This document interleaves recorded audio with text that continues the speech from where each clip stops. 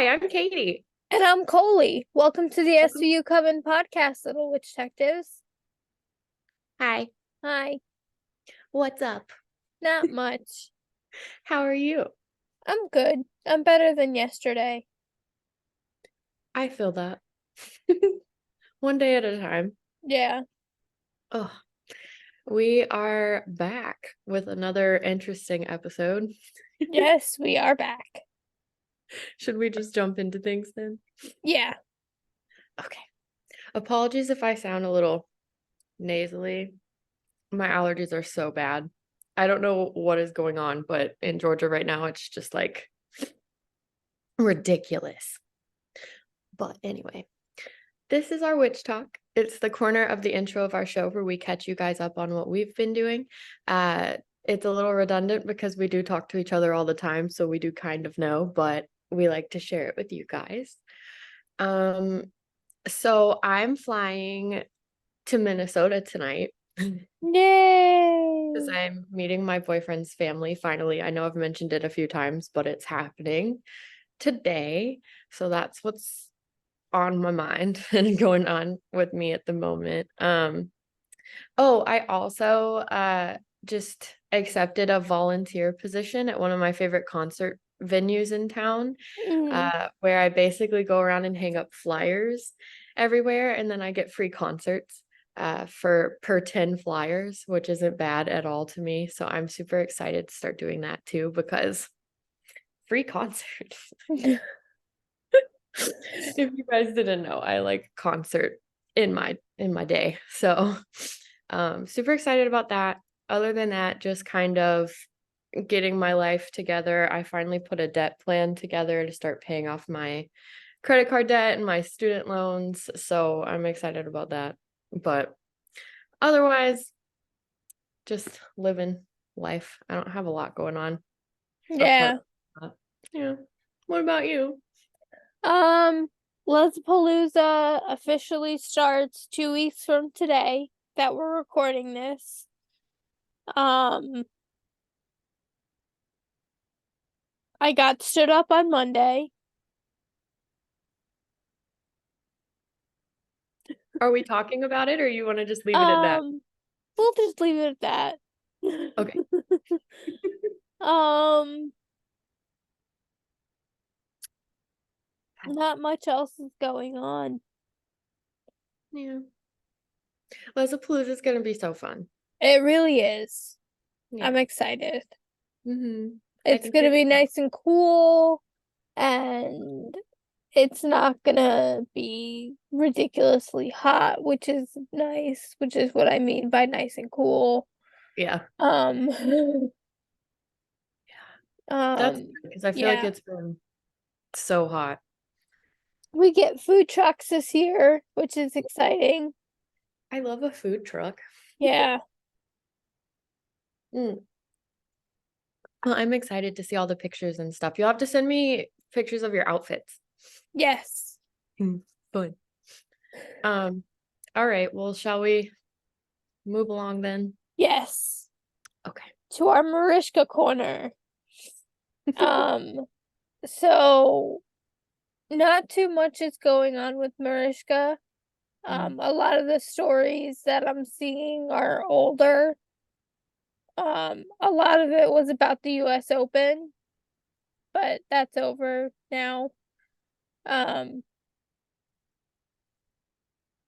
In oh, she went to Brooke Shields' one woman show at Cafe Carlisle with Allie Wentworth.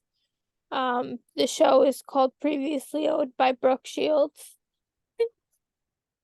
I love that. Yeah. We love Brooke.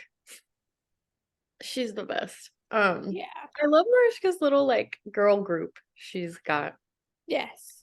It's very cute. I realized I didn't put it anywhere in the notes because it just came out yesterday. But I figure this would be a good place to also say Kelly Giddish had her baby. Yes. So cute. Oh my goodness. And His he has like name is I Oldie. know. It's so I cute. love his name. It's such an adorable little like little man name. Yeah. Like it just fits and they look so happy. Um Crazy to me. It sounds like she had a healthy delivery and everything. Yeah. So that's good. Yeah. Um, well, is that all for Mariska updates? Yeah. There wasn't a whole lot. She's not doing much. Um, all right. Well, in the vein of updates, I thought we would just update you guys on the previous two cases that we've talked about in our last episodes. Um, one of which being Colleen, which is kind of funny because I currently have up on my TV behind the computer, I'm watching Joshua David Evans interview with Swoop. I'm almost finished with it. It's almost 4 hours long. Yeah. So it's taken me a while to get through it. But if you didn't know, Joshua is Colleen's ex-husband, and he has done a lot of inexcusable things. Hmm. So I'm not trying to excuse any of that, but it's the most recent update to the Colleen situation. He basically has come forward to talk about his experience with her, which in my opinion, she was being very abusive of him Hmm. and manipulative and gaslighting him a lot. And something I like about it, I don't know if you've watched any of the interview yet, but Swoop holds him very accountable for things, but he also is very apologetic and self-aware of some of the stuff that he had done when he was with Colleen and on YouTube in those earlier days. Hmm. So I do appreciate that. And I think Swoop was right to give him a platform to speak, because he kind of is filling in all the holes of behind the scenes stuff with Colleen from a perspective of a person who is very close to her. And he talks about her cheating on him, the lies that she had told about him, the group chats with the kids where she had talked about him, and all of that stuff. So I'm interested to see where this is going to go because it very much feels like Colleen's worst fear coming to life. Because after they got divorced, she basically was like, "We're not talking about this." And she silenced him for a long time. Um, so I'm I think it's important in the conversation of male survivors. Hmm. And you can see throughout the interview that Joshua has a hard time talking about it, like talking about him being a victim and being a survivor, because he feels like as a man, he can't identify with that. And I think that's the bigger conversation here. And Swoop does a great job of being like, no, like your experience is valid. This is something you went through and, all that Yeah. stuff. And so I, while I don't support or condone some of the things he did when he was younger, Hmm. um, I do recommend going to Swoop's channel and watching all of her documentaries about Colleen for sure. But this one, it's a very powerful interview. It feels very Diane Sawyer in nature, like just, you know what I mean? Like Yeah. very intense, very sit down, very raw and real. And also they filmed it in July, I believe. So Oh, there's also wow. been a lot of time in between. Yeah. Um, so definitely go check it out. Adam McIntyre is backing it as well. He's supportive of Swoop, but also him and Joshua have been having like cute little interactions on Twitter. Um, and you guys know we're Team Adam. So Yes. uh yeah, I think it was really well done and interesting. And that's really the main Colleen update, I think, right now, because also Joshua touches on Johnny and all of that in this interview. So I think that's the only thing that's come out because Colleen hasn't done much. Other commentary, Trisha Paytas had Tana Mojo on her podcast and they talked about Colleen in depth. And also Jojo Siwa was on Howie Mandel's podcast, defending Colleen.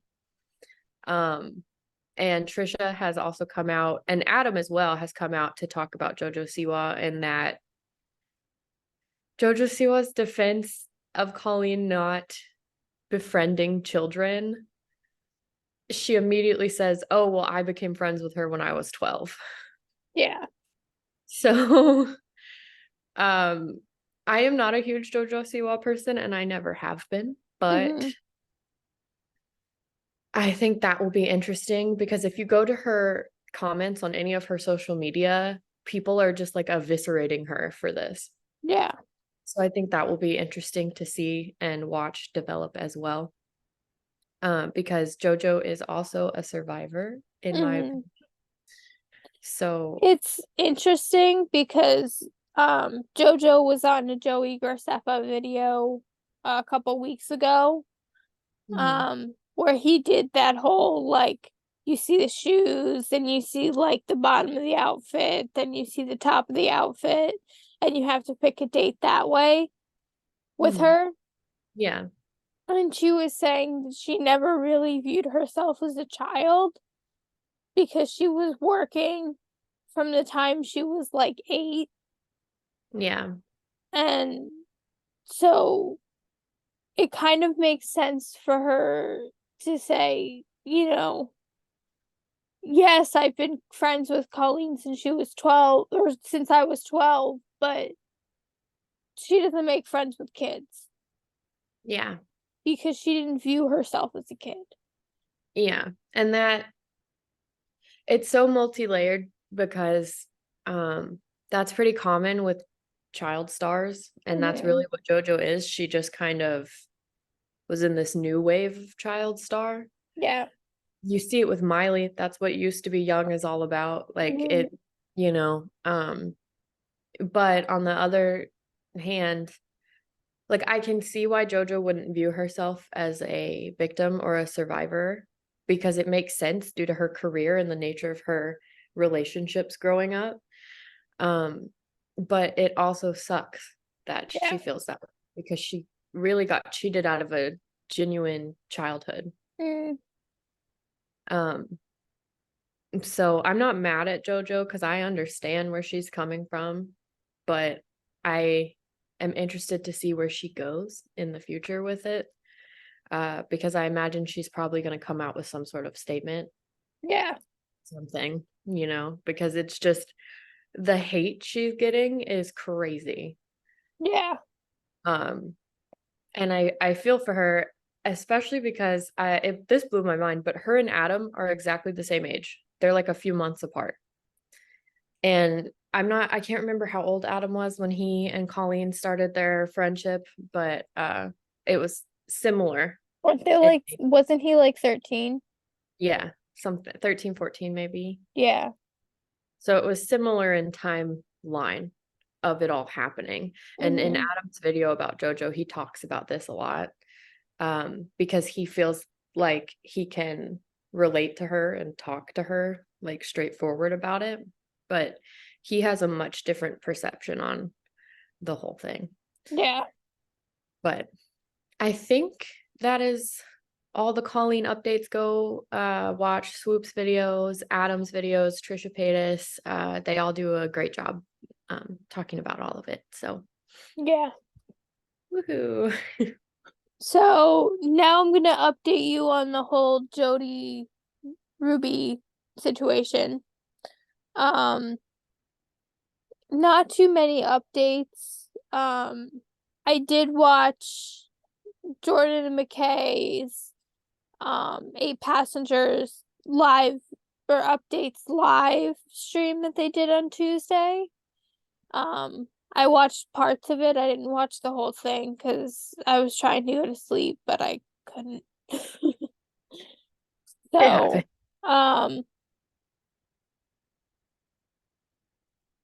Ruby, while she was in court, claimed that the child who climbed out of Jody's window to go seek help, that they essayed other children and that's why they can't be around other children.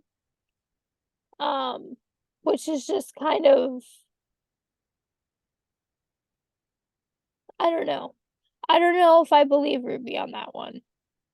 Right. And it seems like she's trying to shift blame Yeah. onto a child. Yeah.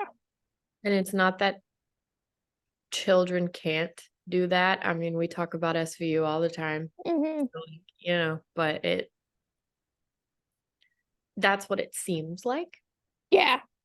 I mean, I had a conversation with my therapist a few weeks ago, and she was saying that the median age at which perpetrators begin offending is 9. Mm, So it's very, very young. yeah. So it's possible, but I don't necessarily think I believe Ruby in this case. Yeah. I'm interested to see how that develops. Yeah. Because it very much feels like a blame shift rather Yeah. than It actual. it seems fishy. Mhm. So, yeah. And Jody wrote a book in 2019 called You Are Not Enough, which is confusing for me to say because it's a double negative and I hate double Yeah. negatives. My brain was like, you are not enough. Why um didn't she just name it You Are Enough? it would have been easier. It's funny. But she talks a little bit about her own story in the book, and she was abused um from the ages of 2 to 5 and then 7 to 9 by 2 different older male offenders. Mm. Um, and we had this conversation on the Jordan McKay Live of, you know, a person can be essayed or abused or victimized in some way and still turn out to be a horrible person. And it's important to hold space for both of them Mhm. because um because the whole trope of, well, perpetrators who are abused themselves don't happen all the time, but they do happen. It does Mhm. happen, and it's not just an excuse. Yeah. um it's well, it's not an excuse. It explains some of it, but it doesn't excuse it. Yeah. Yeah. Mhm. And a minor correction from the Jody Ruby podcast. I was saying whitewashed. What I really meant to say was watered down. Ah. I couldn't think of the words watered down. It wouldn't be our podcast if we didn't talk correctly. I don't know. Yeah. That's why we have a shirt that says words are hard. Hmm. Um, is that the Kevin stuff? Oh yes, the Kevin stuff.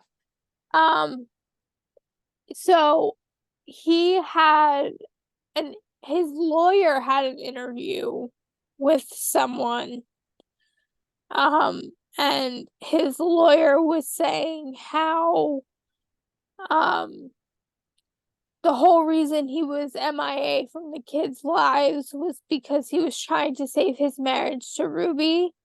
And Ruby told him, in order to save the marriage, you have to leave and have no contact with the kids.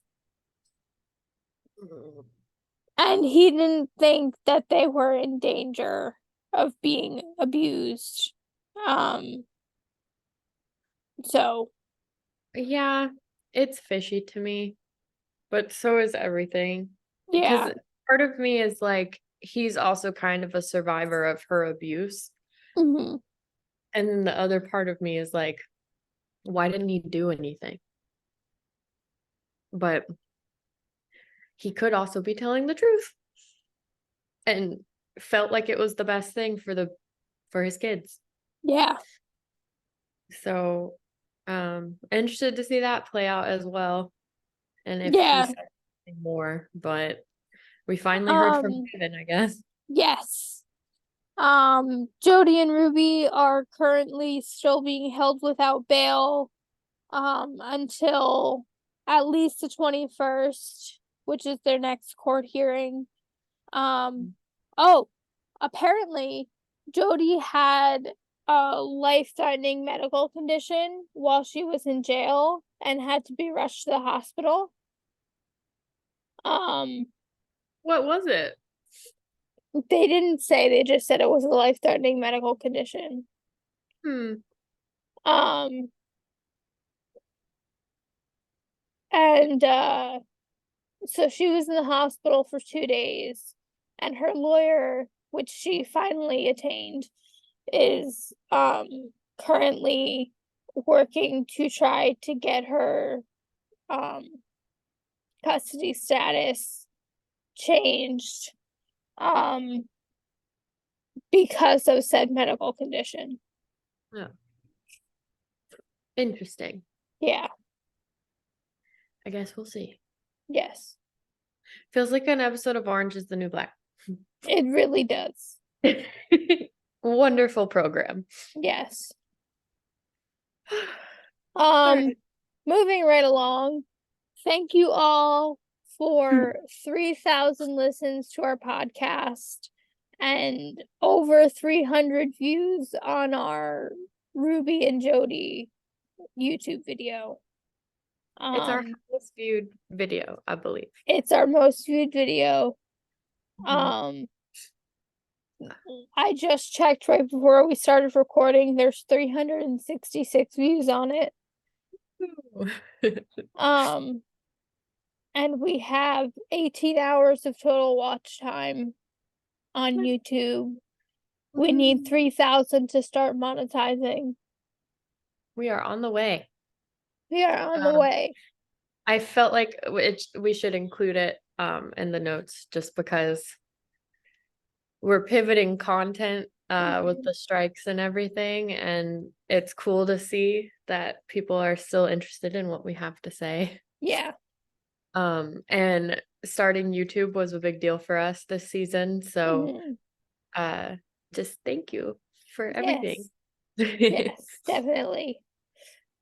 But I also just wanted to say this is not what our channel and podcast is turning into necessarily, because we obviously still want to talk about SVU when we're able to and do our Coven stuff. But if you guys are really enjoying these episodes, I do think, and Koli and I can talk about what this would look like, but we would like to know that because we could start incorporating more of this into our regularly scheduled programming. Because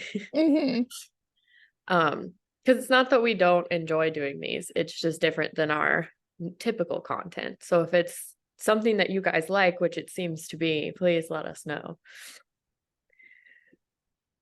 But thank you. Yes, really quick before we move into our usual business, I also want to point out to go and watch the VOD of Jordan McKay's latest live. Jordan put a lot of work into the PowerPoint with all the updates from the 8-passenger situation. I believe there were 43 slides. Oh, good Lord. And she They're did so it well researched. Yeah. And there is a transcript of the interview with Kevin's lawyer that Jordan transcripted herself. Yeah. Yes, definitely go support them. They do all the heavy lifting. Yes. For sure. All right. So social media. Wow. That made me think of that SpongeBob game. Yes, thank you. Imagination. Um, social media. We are on Instagram at SVU Coven. I try to post on there. Koli posts on there. We post our updates, memes, all the good stuff. So if you're on Instagram, feel free to follow us. While you're there, if you hit the link in our bio, all things SVU Coven will be there, but also the link to our free Discord server. I would really like to grow the Discord server because I made it all cute and stuff. So it would be great if you guys joined. You don't have to, but it is completely free and it's a good way to connect with us more intimately and one-on-one. However, if social media is not a medium that speaks to you, you can always email us. Koli text the email so somebody is reading it and we'll respond to you. It's svucoven@gmail.com. And if you want to be on the show, sponsor the show, have questions for us, or anything like that, email's the best place to reach us. Yeah. This is your episodic reminder to rate, review, and subscribe and comment. Rating and subscribing are the two most important things. They tell the algorithm that you like us and will then recommend us to other people.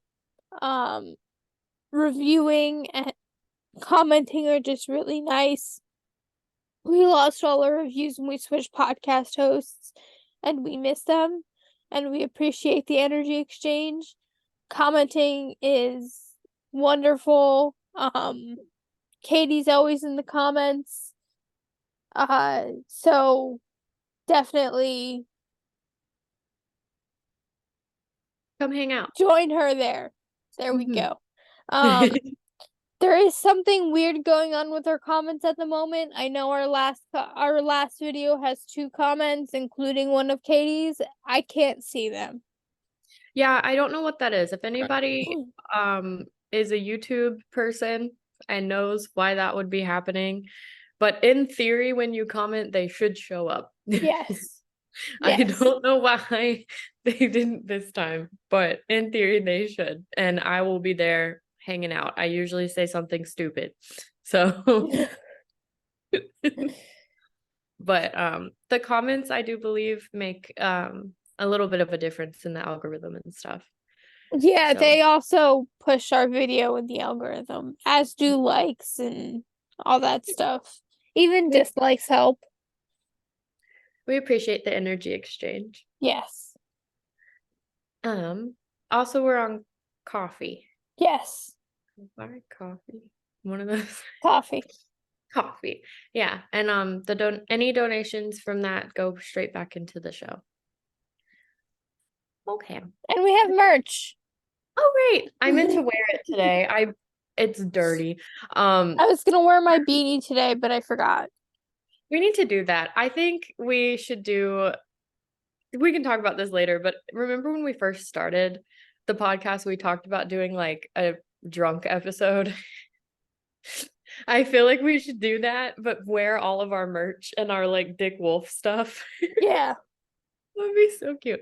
Anyway, we do have merch. It's on Fourth Wall. The proceeds from that go to Fourth Wall as well as to us that go back into the show. Koli and I designed it all ourselves and we're really proud of it. And I personally think I chose to go with Fourth Wall because their quality is super soft and cozy. And they do a great job color matching for the most part and all of that. So we will have links to that everywhere, episode notes, Instagram, all that fun stuff. And we appreciate the energy exchange. And if you get merch, please take pictures of it and send it to us. It would mean the world. Like I can't even explain how excited we would be. So I think that's everything. Yes. I think that's everything as well. All right. So before we get in to the topic of all topics, I have a self-love affirmation for you guys. And the universe did this because I just pulled this off of my bed this morning to wear, but it's my Nirvana hoodie or sweatshirt. And my self-love affirmation is a Kurt Cobain quote that I wrote 2 days ago.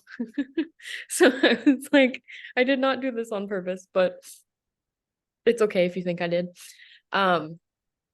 So I have been in my life struggling a lot with my self-worth because I recently, or I am currently going through a friendship breakup. And uh it's been hard on my mental, and I just haven't been feeling good about myself throughout the whole thing. And so something that I've written down in my notebook since I was a kid is this quote that allegedly came from Kurt Cobain. Um, and it gets twisted around a lot just because, it's been 30 years since he said it, but um, I personally like it a lot. And it's, I'd rather be hated for who I am than loved for who I am not. Essentially, meaning staying true to yourself, and it's okay if people don't like you because you're not going to be everyone's cup of tea, just like not everyone's going to be your cup of tea. Mhm. And loving yourself throughout that. At least that's my interpretation of it. Little Pisces, Kurt Cobain. But if you are not operating heavy machinery, feel free to close your eyes. If you are driving or forklifting or whatever, please leave your eyes open. Remember to breathe, but take 3 deep breaths and give yourself a little hug. Um, and remember that you are not enough. Yes. Okay. Before we jump in to this topic, I do want to put a trigger warning here. Uh, there's talk of SA, R words, and Scientology throughout this case. And if those are things that are going to be harmful to you, please feel free to click off this episode now, or shoot to the end for Koli's tarot reading. But uh, we have lots of other fun episodes you can go watch or listen to. Yes. But today we are talking about Danny Masterson. And I've talked about him a lot on the show. Last episode, I briefly touched on what's going on, but I felt like since we have been doing these episodes, maybe we should talk about it. I wanted to preface it with just a little bit of background on me and why this case is close to my heart. But when I was a kid and I discovered that 70s show, it became my first comfort show, like my first one. And I used to watch it to fall asleep every night. I had friends in my life where we would talk about it all the time. I was watching it in real time as the episodes were going live. Like I loved it very much. The parents in it reminded me of my grandparents, and also just like generally being a witchy hippie person. The 70s in general are just like very my style, and it was just very close to me. And it was to the point where I had friends in middle school and high school that called me Hyde, which was Danny Masterson's character's name, because he was my favorite and I loved him. And I thought, this is the kind of man that I want, and like not necessarily Danny, but Stephen Hyde as a character was just very my type, if you know anything about me. So um, I was very close to that show, and I've seen every episode. I could probably quote them right now, very similarly to how we are with SVU now. But back in the day, was very close to my heart. When that 90s show came out this year or last year, I was an emotional wreck because I was so happy to see my old favorite characters and how they've grown up and what their lives are like now and all that stuff. And Danny's not in that 90s show. Um, but and it's also like one of those things where I followed their careers too. So like Ashton Kutcher and Danny are on a show on Netflix called The Ranch with Sam Elliott, and it's really good. Danny ended up getting fired from it when all of the news came out, and they kept going. And the new seasons are good as well. I love Sam Elliott. Like it was just I followed everything these people do. Like Orange is the New Black with Laura, and Topher's in a new show called Home Economics, which is so funny. And Mila Kunis is, doing so much stuff. Like they've all had incredibly successful careers. Um, so it just sucks. It just sucks. And I'll get into it more, but it's kind of like all of them suck right now, except for Laura and Topher. But yeah, I just wanted to preface it with like, it's very special to me, this show, and I have not been able to watch it since I heard the news. I watched that 90s show because Danny wasn't in it, but I haven't gone back to rewatch that 70s show in years because of all of this. So I am a little emotionally invested. But if you guys didn't know, Danny Masterson played Stephen Hyde on that 70s show. It originally aired in 1998, but it was around 2000 and thereafter when these things started happening. Specifically, I think it was 2001 to 2003. He and his family are Scientologists and super involved in that community. He has His brother was on Malcolm in the Middle, very famous show, and I don't know what else he's done since then, but lots of actors in their family as well.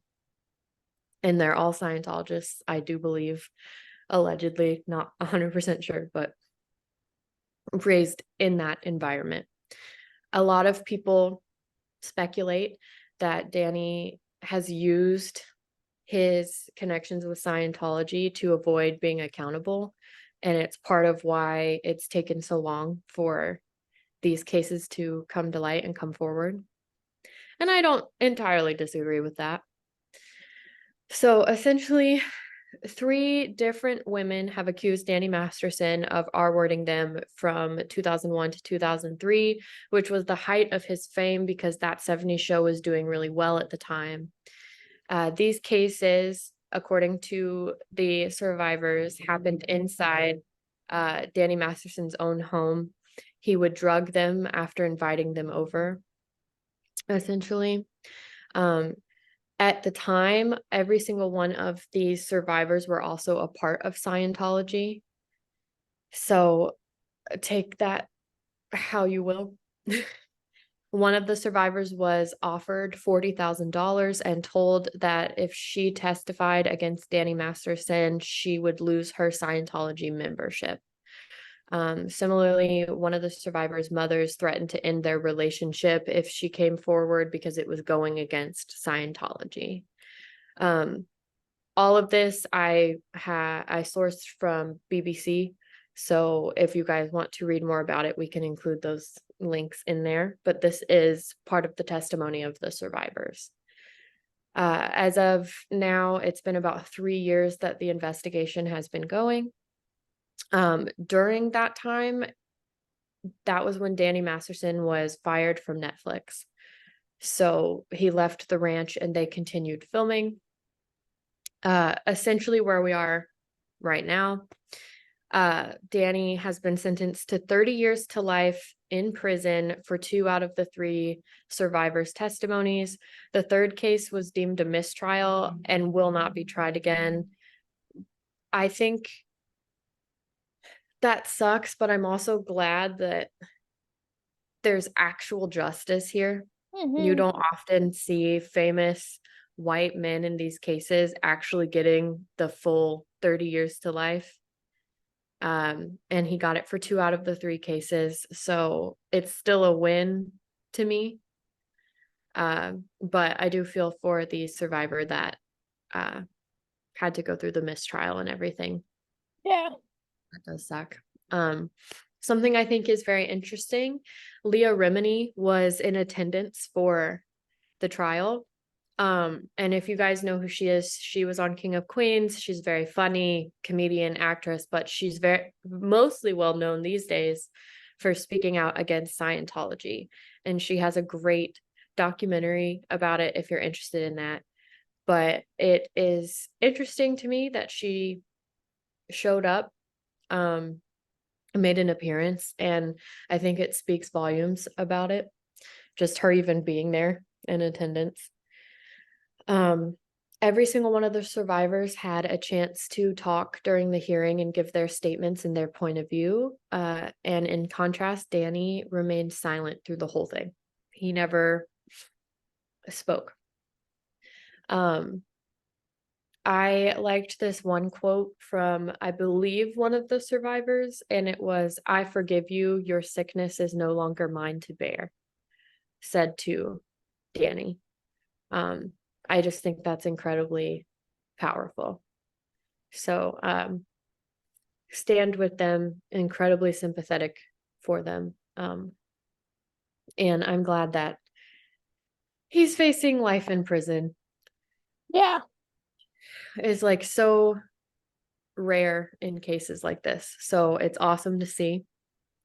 Um, before we get Something in, else that's interesting is Mhm. that Danny did drug the survivors, and drugs and alcohol are very frowned upon in Scientology because they um warp the mind, or Mhm. they don't make you as clear as you should be. Yeah, And for someone who's so um into Scientology, I mean, you can't be kind of a Scientologist. You can, it's you're in or you're out. right. um but for someone who's really invested in Scientology, I think that's really interesting. It is, and I think also I've read on Twitter, so this is all alleged, which is why I didn't include it. But several people have come out and said during this time period, the cast of that 70s show, because they were young and on the up and up and they were very famous and in the public eye, that they were always like as a unit going out and partying in LA and just very involved in that Hmm. scene. And I do believe Danny was included in that. So I think there was like also some celebrity influence with those things. Yeah. And I can't speak, it's all alleged, so I don't know for sure in a video game, in Minecraft, however you take with what you will. But I've seen several Twitter threads on that of people talking about how they were there during that time and would see the cast out doing those things. And that's fine. They were all of age, I believe. Yeah. Maybe not Mila, but I was gonna say everyone except Mila. yeah. And I'm gonna get into her in a second. But I thought for now we could take a break, and Koli's gonna do our little spell break of the day. Yes. So this is coming out September 18th. Color of the day is silver, and the incense of the day is clary sage. And this is Moon Tarot Mysteries Revealed. Thought this was pretty interesting. In the major arcana of the tarot, the 18th card is the moon. This card signifies mysteries, hidden meanings, secrets, and sometimes even deceptions. It's a great card to focus on when you're trying to figure out a mystery in your life. Take the moon card from your favorite tarot deck and place it on the center of your altar. Position yourself so you can look at the card comfortably for an extended period. As you look at the card, think about the situation you are experiencing that might not be what it seems, or that you feel has some mystery behind it. Close your eyes and feel the energy of the moon card radiate out toward you. When the energy hits you, ask for the mystery you've been thinking of to be revealed. You should then see the answer in your mind's eye. And that is by Amanda Lynn and Jason Mankey. I love that. The moon card is so special. I think to me personally, because I'm a Cancer moon, and then the moon in tarot is the Pisces card. So it like hits all of it. But then also for you being a Cancer too, the moon is such a powerful card to pull. Yeah. Um, so I really like that for like clarity and expansion. Yeah. Cute. Okay, so I feel like we can't talk about this case without talking about the Kutchers. Um, it is no secret that Mila was casted when she was underage, and partially I do believe she lied and said that she was 18, Yeah. but she was 14. Yeah. And child actor, like, you're obviously, like, she was playing a teenager, she was a teenager, there's going to be kissing scenes, etc., etc. She became of age while filming the show. So, like, acting aside, that all seems realm or reason. I've read a couple Twitter threads that allegedly say that there was some shady stuff going on towards Mila from Danny, but that's not proven and it's all alleged. Um, and I'm not sure. I am not sure Mila's processed everything that has happened to her. But you know, she is married to Ashton Kutcher. He was technically her first kiss because they filmed a scene together when she, you know, was a kid and he was an adult. It's very Blue Lagoon coded. Not really, but just like because we've talked about that before. Yeah. And they are married now, obviously, consensually. They got together after she was very much an adult. They have kids. They're very happy. I'm not questioning the validity of their marriage. And I just want to make that very clear because it's not necessarily about that. They seem very happy. Leave them be. But the reason we have to talk about them is because they've been in the headlines since the trial's been going on, because Ashton, Mila, and I believe Kurtwood Smith, as well as Deborah Jo Rupp, wrote letters in defense of Danny Masterson that were read in court. And I don't think they were expecting that information to leave the courtroom, from what it seems like. Yeah. And they gave a very PR response to it, which I'll talk about in a second.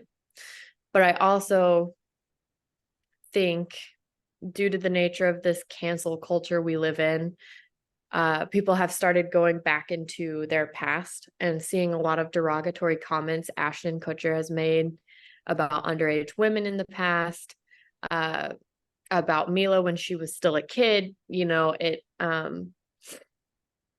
is inexcusable, but I also think worth noting, because we talk about this a lot on the show, but the language and the rhetoric of the early 2000s is very different than what we have now. And we know a lot more now than we did then. And that's not to excuse his behavior, but I do think it was more socially acceptable at the time, which is why he never faced consequences of it. Yeah. So we can link this somewhere, but I found this USA Today article and I really liked what they did with it, because they were talking about what happened, but instead of tearing down Ashton and Mila and villainizing them, they redirected the point of the article to say, how do we handle ourselves and what is the best way to go about when someone we love does something like this? And how do we have these conversations about how it not only impacts us, but others? And, you know, not necessarily blaming them for defending their friend, more so being like, hey, we understand.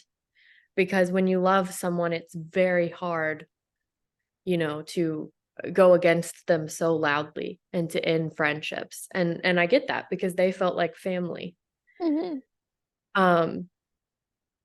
And so if this article is more about how we as a community, how do we handle these situations, and I like it a lot. It's very good. It touches on mental health, friendships, love, all of that, without eviscerating Ashton and Mila, which I think is fair, because I understand that.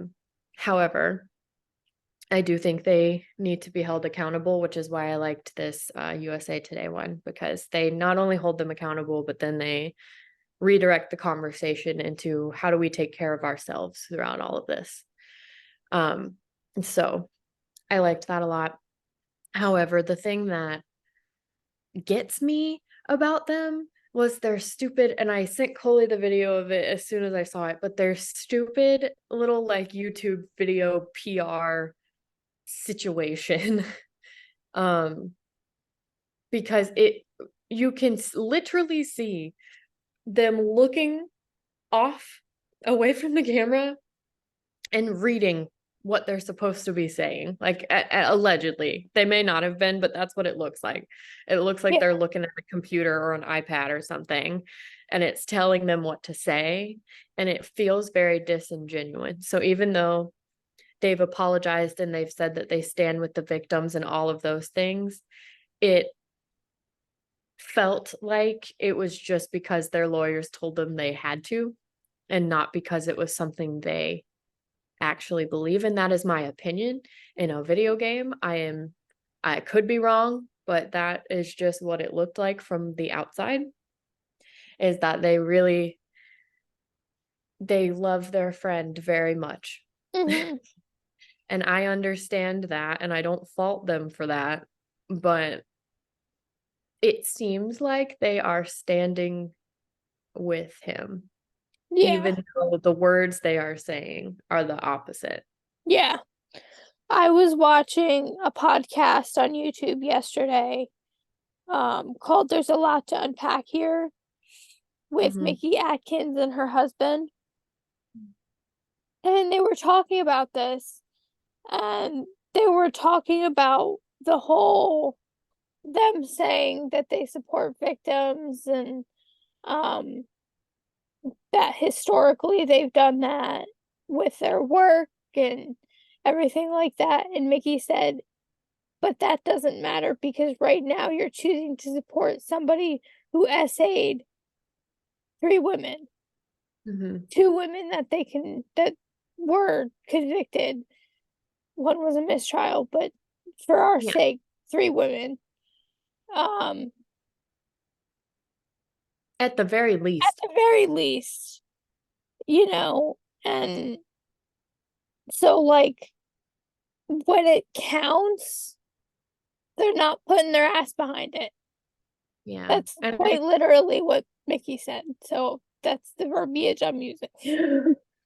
Yeah. And I think it has a lot to do with just their love for him. Like, this was Mm, someone that was part of their family for 20 years. And I understand that. I mhm. I really understand that, but it doesn't make it okay. Yeah, And also, obviously, Ashton Kutcher has his nonprofit where he helps victims that have been trafficked and things like that. But there's a lot with that nonprofit that is, y'all go research it. Because it's not all like it seems on the surface. And I do agree they've done a lot of work mhm. in this space, and I do agree they've helped a lot of people. And I don't think Mila and Ashton are terrible human beings. I think when it mattered, they didn't stand up, Yeah, because it was someone that they love. And mhm. I truly understand how difficult that is. Um, but they have this platform they could be using to help, and they're just not. And the only reason that they've come forward about it is because they got caught. Yeah, Which is why I was saying earlier, I don't think they expected for the media to learn that they wrote those letters. However, I'm yeah, not surprised that they did, you know? yeah. It Mickey was saying in the podcast about, because she had the same um thought Mhm, of not thinking that Ashton and Mila um were thinking that it would get leaked. mhm. Um she was saying that like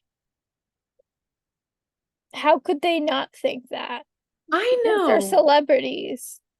And, People like, are if we've learned anything from Johnny Depp and Amber Heard, it's that the way that the world is now with, like, yeah. We just have instant access to all the information. Yeah. She was like, if I put something on Instagram, I always think, if this got leaked, how is this gonna look for me? Hmm. So how could somebody as big as Ashton Kutcher and Mila Kunis not think that? Yeah, I don't know.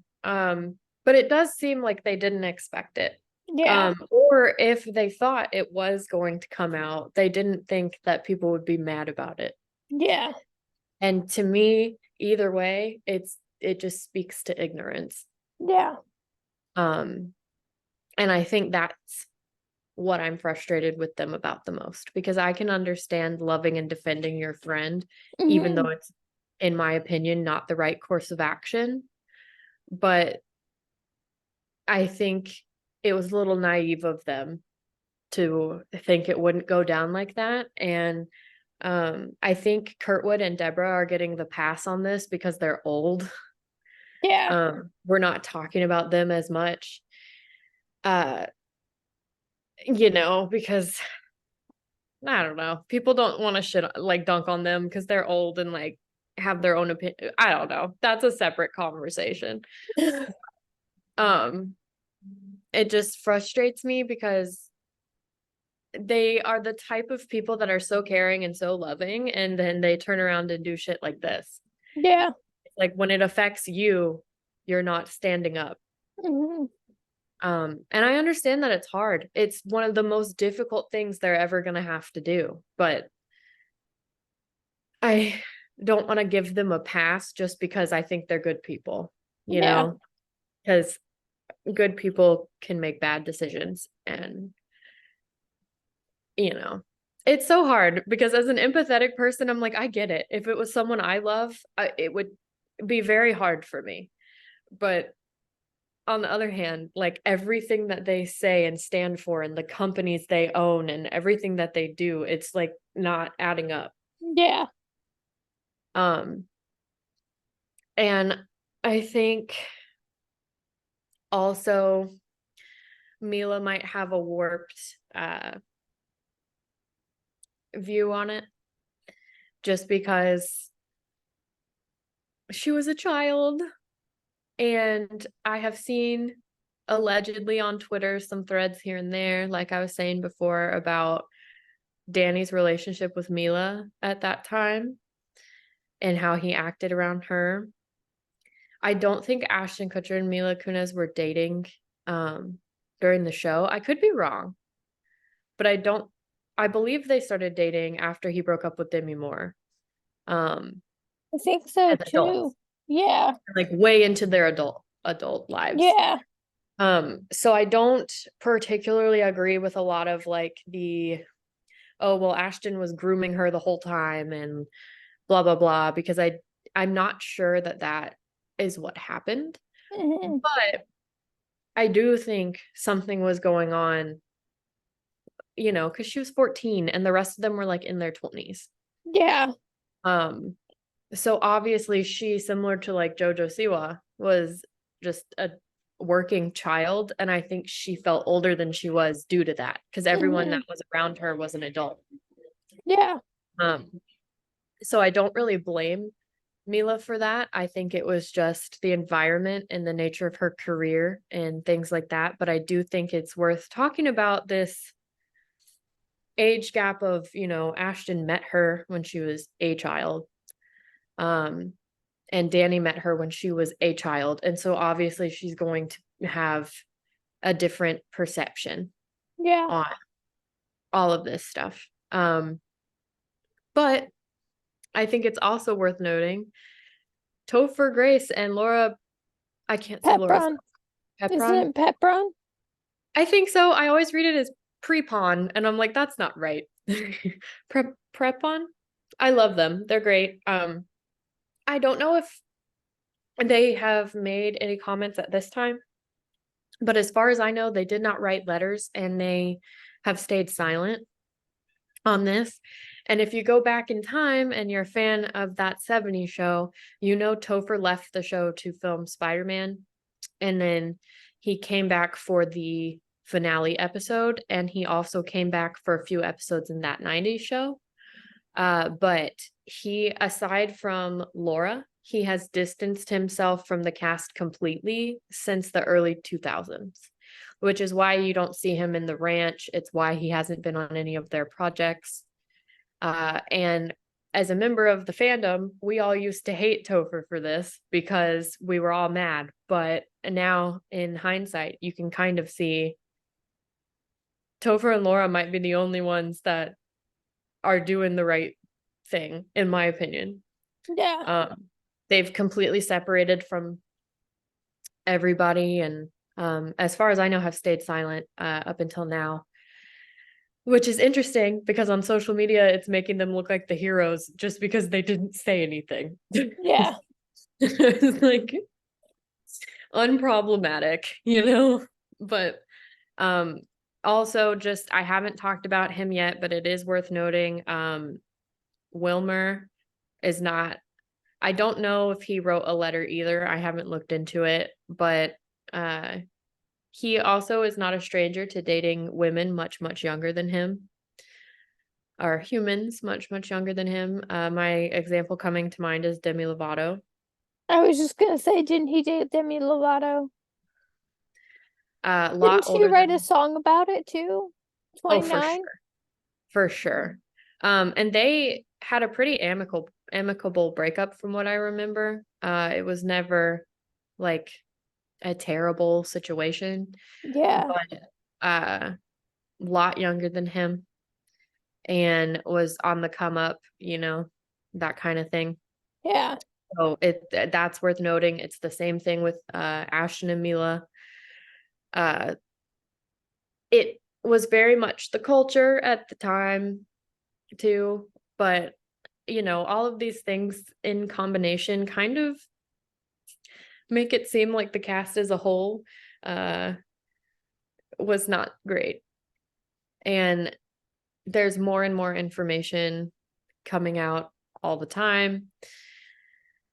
But I think that's pretty much where we're at. He's going to prison for 30 years to life. Ashton and Mila are the way that they are. I don't see them saying anything more about Yeah. it. Just knowing the nature of how Mila is, she's very private. She does not like being on social media. She does not like being the center of attention. Um, and I know that there's a lot of shit coming out. A lot of people are being mean to her through this whole thing. And Ashton as well. So I don't think they're gonna say anything more. And if they do, I don't know that it's really gonna matter at this point because Yeah. they've already kind of done what they're gonna do. I'm interested to see um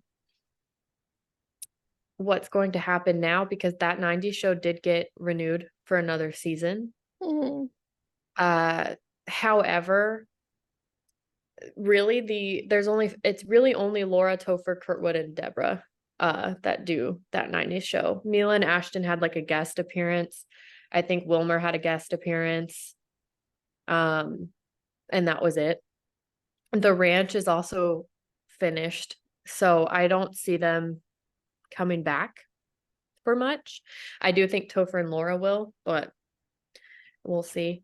But they seem to be the ones doing the right thing, so all good with that. But I am curious if they're going to cancel the show just due to this media coverage around all of the cast members of the original show.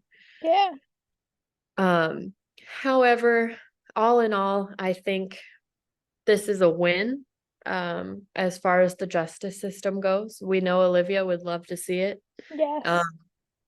30 years to life on 2 out of the 3 cases is phenomenal for someone, a white man in this country, number one, backed by Scientology, number 2.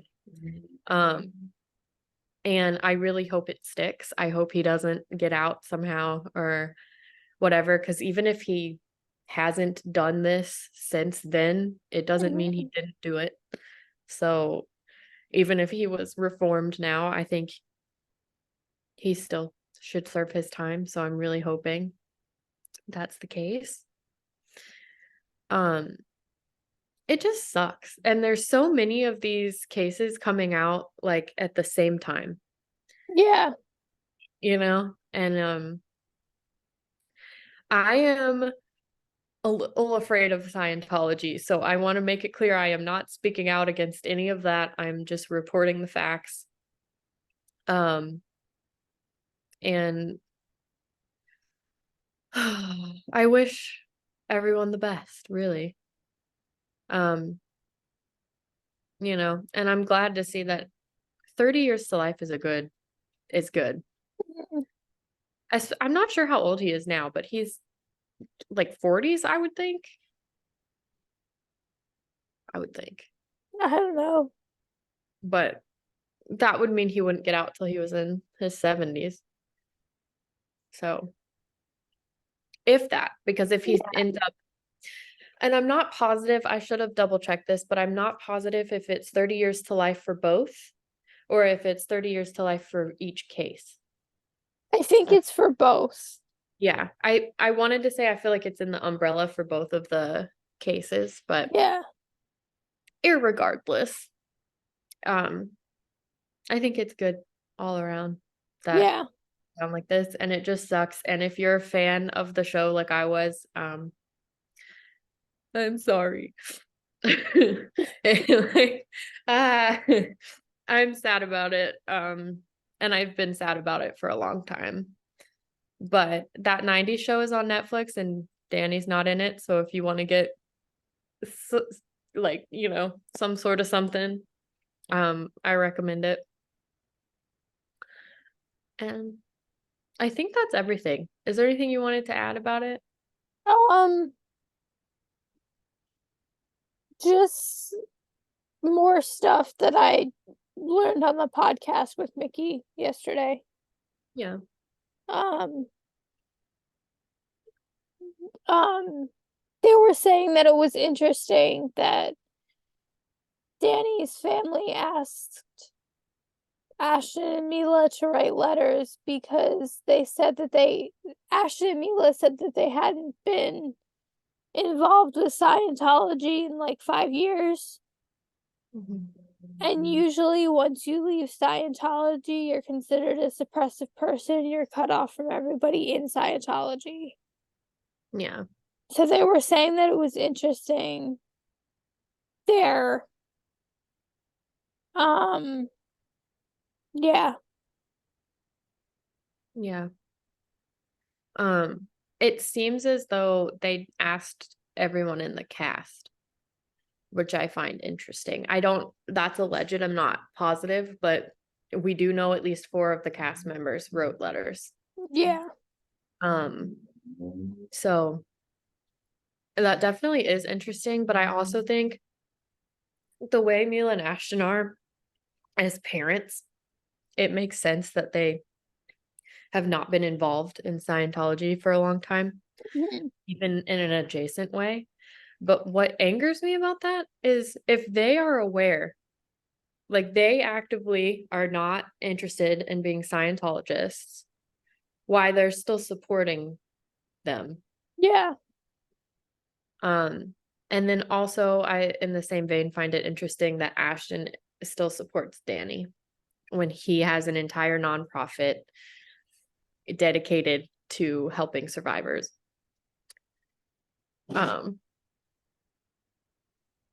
People, I guess it goes back to like it's someone they love. Yeah.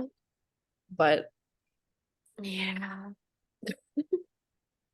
It's such a hard like dichotomy. Yeah. Because I get it, but it also doesn't make it okay. Yeah. But, it's hard when it's someone that matters to you. But I think that's everything on where the case is right now. If you guys are interested, I can send you some articles about it all. And there seems to be new stuff coming out about all these cases every day. So Yeah. I'm sure there will be updates. because Yeah. it just never ends. We just need SVU back on air. We need these strikes to be over. Yeah, for real. Like AMPTP needs to like get on their game and give a fair contract to SAG-AFTRA and WGA. Yeah, for sure. And stars need to stop scabbing. Yep. Looking at All you, right. Drew Barrymore. Oh, Drew Barrymore. I have like reservations about her just in general, but well, I think that's everything. While Koli is shuffling for our tarot reading, I just want to remind you all that we are on Instagram at SVU Coven. We post there pretty regularly, so if you guys are interested in following us, please head over there. We also have a free Discord server that I would love it if you joined. You can find the link for that in our Instagram bio, or you can shoot us an email for it. Our email is svucoven@gmail.com.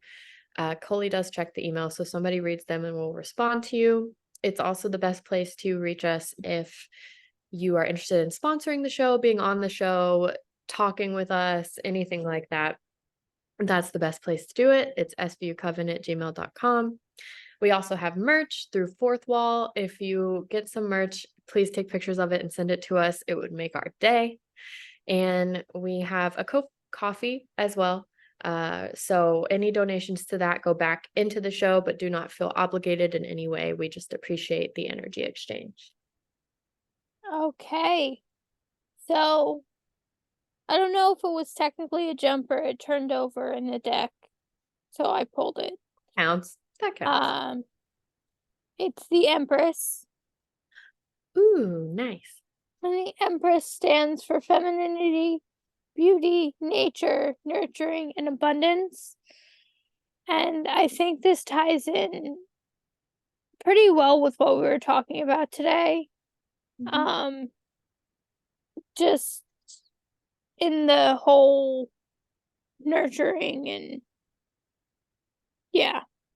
The Empress is such a pretty card too. Yeah. I love this artwork. So pretty. I like her and the High Priestess. They're always like And this was illustrated by Holly Sierra. nice. Because it's a collaborative deck, so they're all illustrated by different people. I love that. That's so cool. I have always wanted to make an SVU Coven deck and have like different artists like make our pieces for us. If anyone's interested in that, I can't afford to pay you, but if you're interested, let me know. Okay, so this is your second episodic reminder to rate, review, and subscribe and comment. Rating and subscribing are the most important. They tell the algorithm that you like us and that they will then recommend us to other people. Reviewing and commenting are really nice. Commenting does help in the algorithm too. We lost all the reviews when we switched podcast hosts and we miss them and we would like them back. And we appreciate the energy exchange. Likes help with the algorithm, as do dislikes. Watch time, the whole 9 yards. Smash that like button. Yes, consensually. Well, is that our show? That's our show. We did it. We did it. Well, I love you and I'll talk to you soon. Love you too. Blessed be. Blessed be. Hold on. Wait.